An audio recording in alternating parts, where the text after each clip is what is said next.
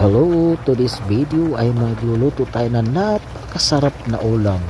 Napakasarap at napaka-healthy ulam. You know why?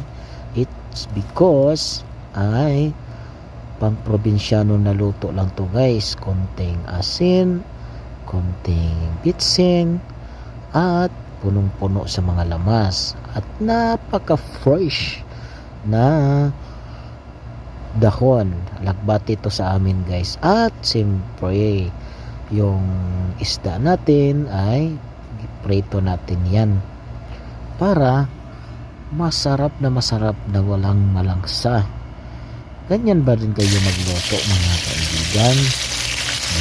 Sa aking kaibigan ay piniprito ko muna para parang crispy pa siya kahit sabaw. Pagkain mo sa isda hindi na siya parang wasak, no? Napaka-presko. Ayan, napakasarap yan guys.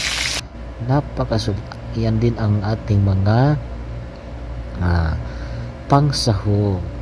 Napakasarap forever and ever ko yan na ina-apply na lulutuin kahit once a week lang. Napakasarap. Ayan, simulan natin magluto.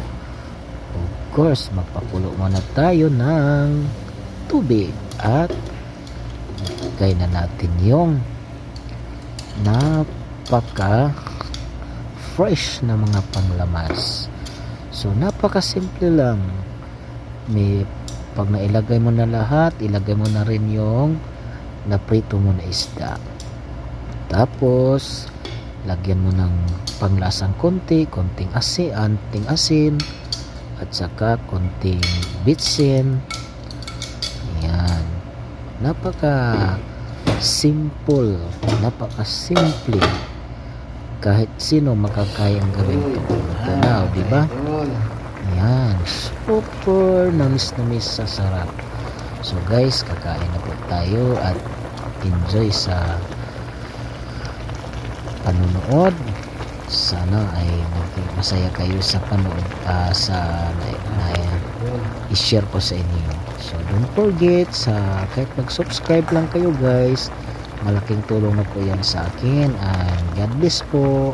Bye bye. I miss you everyone and God bless. Ingat kayo palagi.